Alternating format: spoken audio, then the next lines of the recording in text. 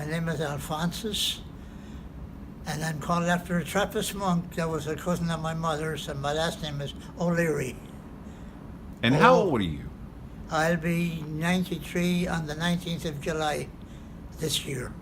Well, you know that after a certain age, you don't have to come and serve jury duty. Why did you decide that you wanted to come? I think it's a big honor, and I think it's part of my moral obligation to serve on the jury. Have you served jury duty before? Yes, I have, yeah, years ago. So what has your experience been like here? Well, it's just the same as it was years ago. It's meet some very nice people.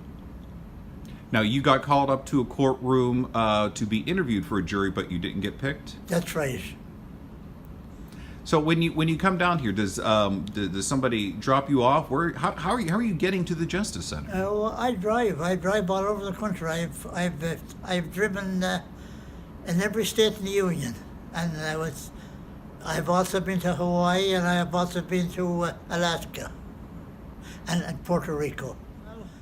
I was born here in Cleveland in 1926, and after 6 months, my parents decided to go down to New York City, where they met. And I lived in New York for 5.5 years, and I still have various memories of New York City. And I still remember the Hindenburg flying over New York. And my dad brought me to see Babe Ruth play baseball in 1931. And I still remember the headlines, two going Crowley and Rothstein. And New York was, it's different than anywhere else. But anyway, in 1944, I had to register for the draft because I was an American citizen. And I did, and took physical and everything.